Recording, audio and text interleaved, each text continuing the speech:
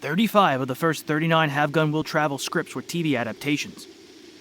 Beginning with episode 40, all new scripts were original for the radio version of the series. The February 15, 1959 show was called The Return of Doctor Thackery.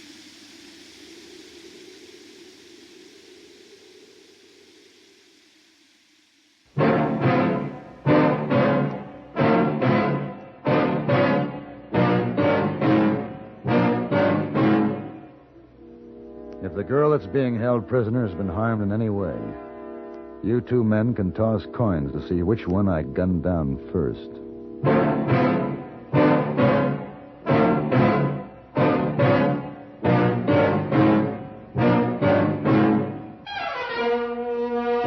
Have Gun Will Travel. Starring Mr. John Daner as Paladin.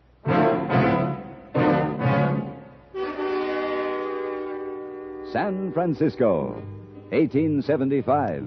The Carlton Hotel, headquarters of the man called Paladin.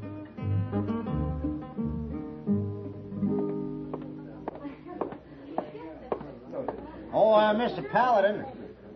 Yes, Mr. Laird? In regard to that matter we were discussing this morning, well, I've given it a little thought and, excuse me, Mr. Laird. Over here, hey, boy. Oh, Mr. Paladin, a telegraph message come just now for you. Here. Thank you. As I was saying, Paladin, I've given the thing some thought, and, while I must admit you drive a hard bargain... Hey, boy, I want you to help me with my things. I'll be leaving. Paladin, I'm prepared to meet your terms. $3,000. I'm sorry. I've just received a better offer. A better offer? How much? Not a cent, Mr. Laird. This offer has nothing to do with money.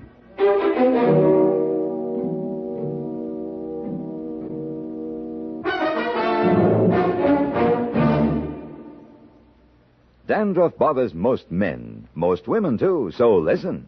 Today you can get rid of embarrassing dandruff in just 3 minutes. Yes, with Fitch Dandruff Remover Shampoo. Unsightly dandruff's gone in 3 minutes. It's the quickest, easiest of all leading shampoos. That's not all. Using Fitch regularly is guaranteed to keep embarrassing dandruff away. Simply apply in the unique Fitch manner. Before you wet hair, rub in 1 minute. This way, Fitch shampoo penetrates right down to the scalp. Next, add water. Lather 1 minute to wash every trace of dandruff out of your hair. Then rinse 1 minute. All that loosened dandruff goes down the drain. In 3 minutes with Fitch, 1 rubbing, 1 lathering, 1 rinsing, dandruff's gone. And never forget, gentle Fitch can also leave your hair up to 35% brighter. To get rid of dandruff problems forever, brighten hair too, use Fitch regularly. Get Fitch Dandruff Remover Shampoo today, only 59 cents.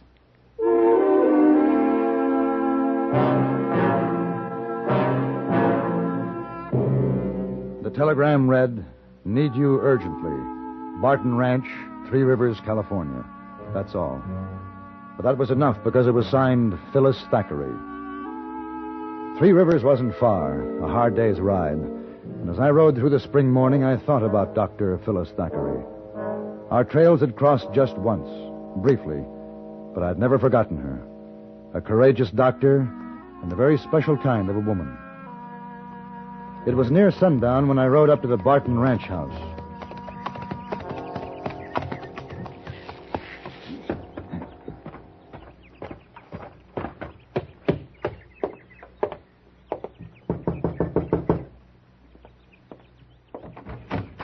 Yes? My name is Paladin. Oh, yes, come in. I'm Tom Barton. Dr. Thackeray asked me to send you the telegraph message. Where is she? We don't need you here, mister. Go on back to San Francisco. Who are you? This is my father. He owns this ranch. I'm here to see the doctor. Where is she? That telegram was a mistake. My son and I can handle things here. I want to see Dr. Thackeray, and I want to see her now. Now, wait a minute. I'll give you just that, mister. 1 minute to show me that girl. You walk into my house and get rough with me, and I'll have Now, you... Pa, there's no reason for any fuss. Mr. Paladin just wants to see the doctor. That's your way, isn't it, Tom?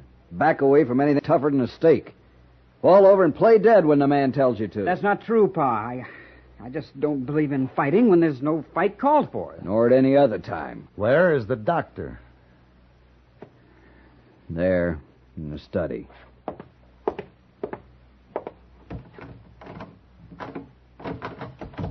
Who is it? Paladin. Paladin. Just a moment. Come in. Shut the door and bolt it. Paladin, my patient here is very sick, and it's contagious. Are you all right? I was vaccinated 2 years ago back east, but anyone can carry the germ. It's smallpox. I see. I should have said something in the telegram. You afraid I wouldn't come? Would you have? I didn't have anything important to do. Paladin, And I've been vaccinated, too. Hello, Phyllis. hello, Paladin. How long have you been here by yourself? I guess I've lost count. Any sleep? Well, You need rest. Sit down on that cot. Is that coffee hot? yes.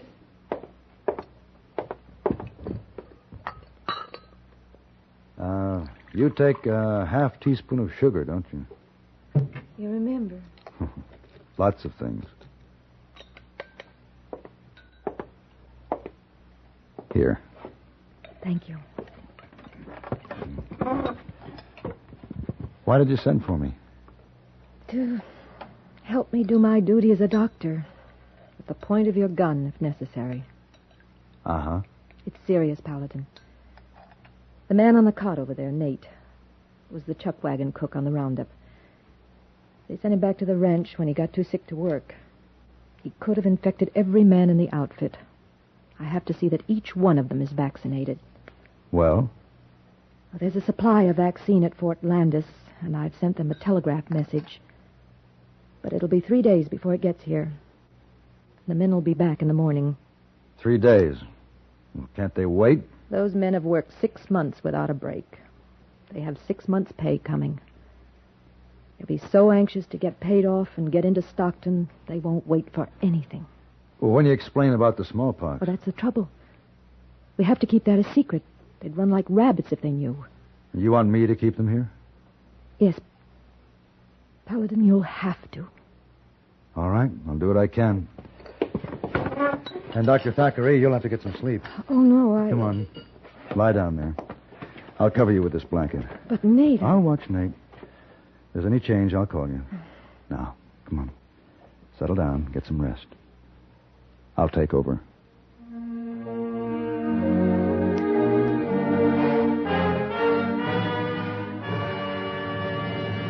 This episode featured Ben Wright, Gene Bates, Lou Krugman, Sam Edwards, and Harry Bartell. By 1959, this crew of Hollywood actors had been working together for nearly 2 decades. I started in radio in 1930 in a very weird place called Houston, Texas. Worked with what was then one of the most unique features of radio I've ever come across. The motion picture theaters used to send out 15-minute condensations of the pictures that they were releasing in town. And if you were fortunate enough to work on these shows, you received 2 tickets to the theater. And the tickets were then worth 25 cents apiece. And after I left Texas, where I've been doing a lot of little theater work, I came to California to work at Pasadena Playhouse. The announcer with whom I had started in Houston had a brother who was then at KEHE in Los Angeles. That was the Blue Network station for National Broadcasting Company. He introduced me to a man who had a slave mart called Allied Advertising Agencies. And through them, I started in commercials, did disc jockey work, did staff announcing, and finally declared independence one day and said, from now on, I'm going to do nothing but freelance acting. That was in 1943.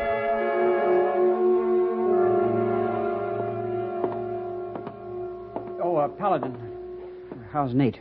He's no better. Dr. Thackeray thought you should know. I should have got Nate off this place when he first come back. I understand the men who were with him on the roundup will be back in the morning. That's right. And if he dies, there'll be no way of concealing the cause of death. There'll be a stampede from this ranch in all directions. Let him go. We can't. Every man allowed to leave this spread without a vaccination could be carrying death to who knows how many people. Had some men. They're back early. We're not going to be able to handle them, Pa. Well, I'm going to try.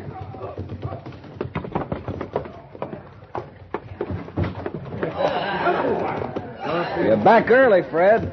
Boys in a hurry to get paid off, Mr. Barton. We're leaving come early morning. Fred, why don't you come on in the house? Got to have a little talk before you go anyway. Sure thing. I'll be back right after I get things put straight. You just get our pay ready meanwhile. Come on, fellas.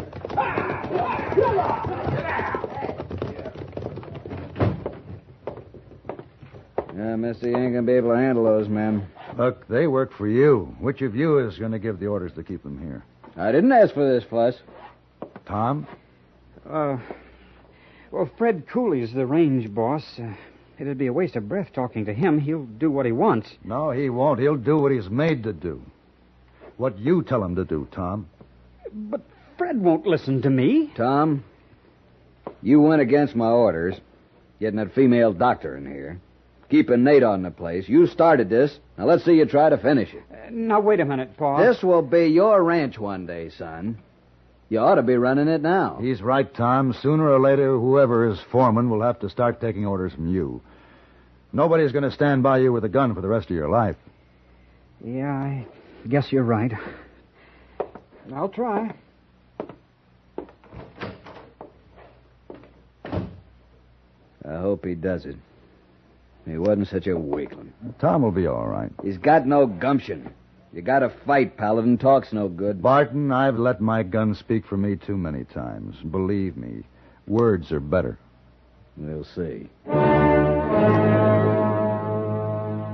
Hours passed, and Phyllis slept fitfully while I sat watching the sick man. The false dawn was just beginning to break when I heard the men coming up from the bunkhouse. I walked out into the front room. Barton sat in a chair by the dying fire. They're coming. Yeah, it's after 5 o'clock. Let's go meet him.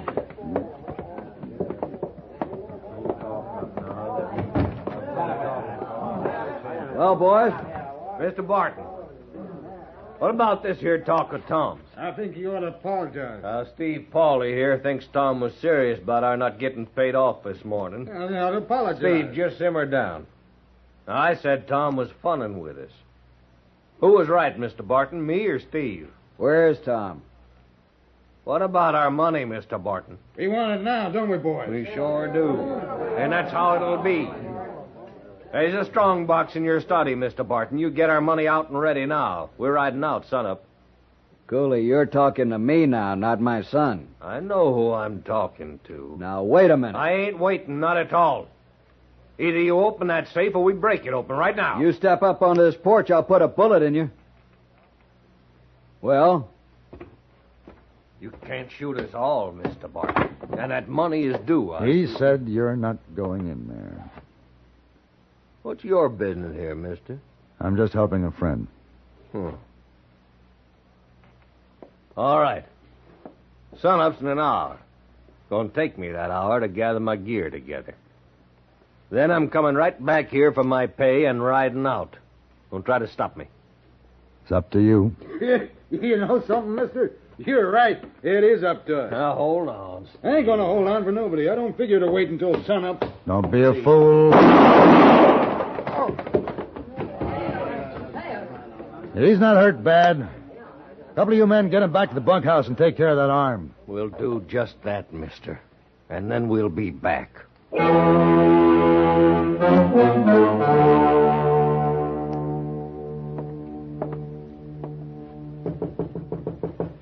Phyllis?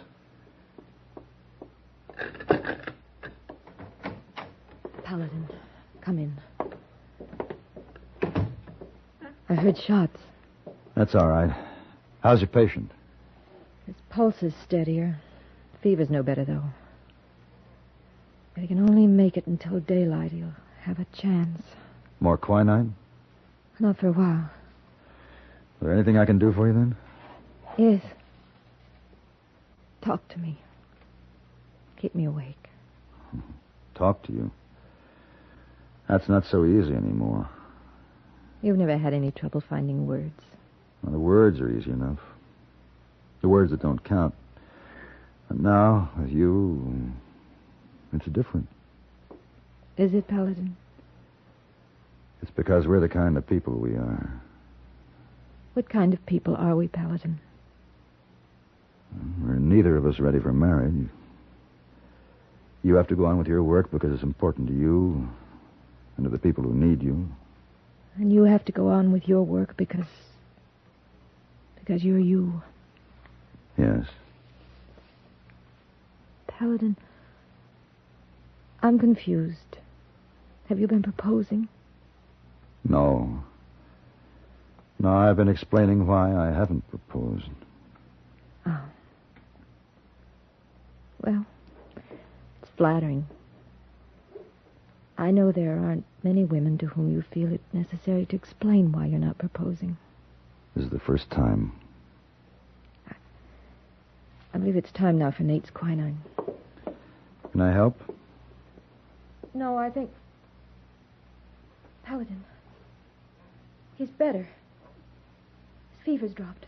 I think he's going to live. You've done your job well, Doctor. I hope I meet with as much success with mine. Hear that? It's been a long night. Paladin. Good morning. Good morning.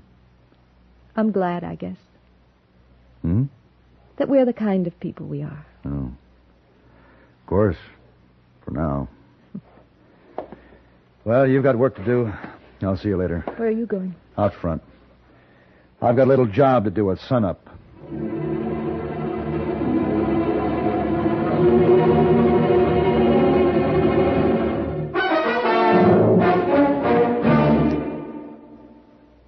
Like to listen while you work?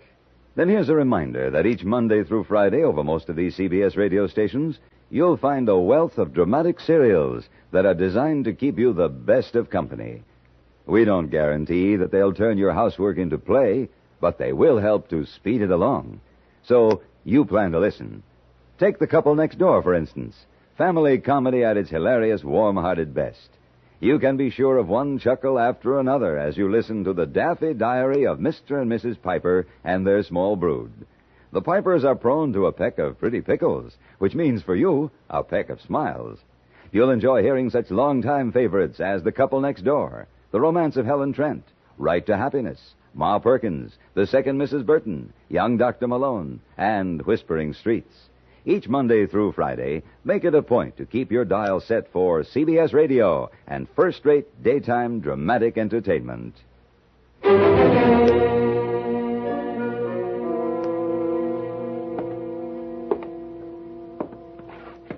It's almost sunrise, Barton. Well, Fred Cooley will be here. I know him. I'll be waiting. It's not for you to do.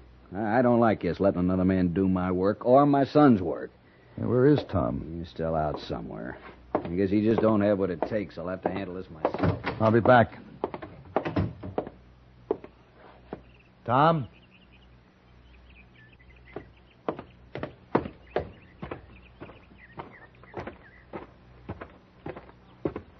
Tom? Over here, Paladin. Saddling your horse. What's the idea? I guess you might say I'm figuring to run out. Oh? Paul's right. I can't face up to a fight. I tried to talk to the men. I did the best I could. I know you did. And what's more, you probably did as well as anyone could. But I failed. Tom, there's a rifle hanging on the wall in your house there.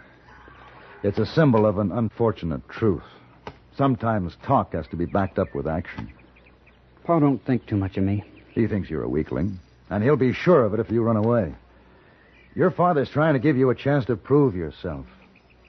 This is going to be your ranch, Tom. Don't quit it. Paladin! Tom! Yeah, Pa?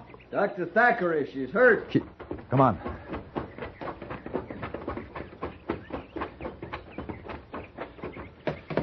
Where is she? Over there. Tell you, he was half out of his mind. Come in the back door. Phyllis. Phyllis. Who did this? That study door was open. He seen Nate in there, and when he found out about the smallpox, he just went plumb loco. When I tried to stop him, he hit me with his 6-gun. Who was it? Dr. Thackery, she tried to reason with him, but he was crazy scared. He hit her, knocked her down. Who did? Cooley. It was Fred Cooley. Where is he? Started on down to the bunkhouse. Said he was getting out of here. Paladin, wait!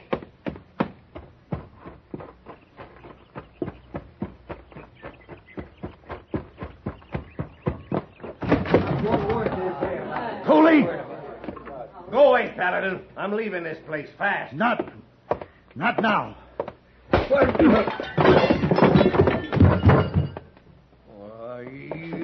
I'll beat you right down and run.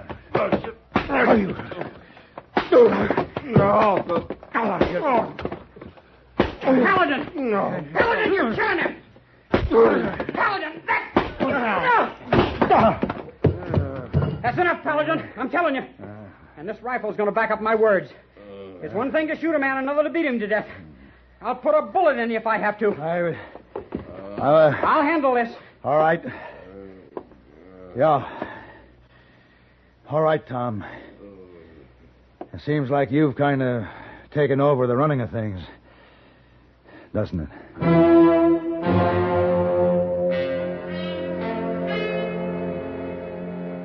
3 days later, the courier from Fort Landis arrived with the vaccine.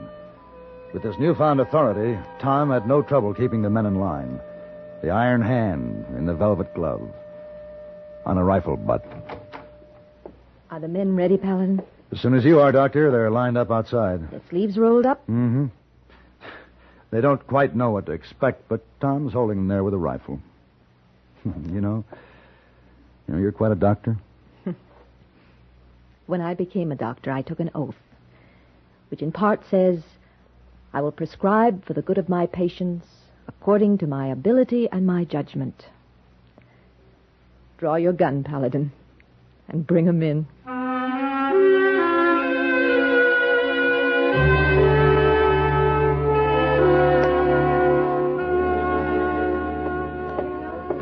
Oh, Mr. Paladin, so happy to see you back. Stay there, hey boy. Keep your distance. What? Keep your distance. Something the matter, Mr. Paladin? Faulty memory, that's all. If anyone asks for me, I'll be back in half an hour. Oh, yes, Mr. Paladin. But where are you going? I have an appointment to get a vaccination.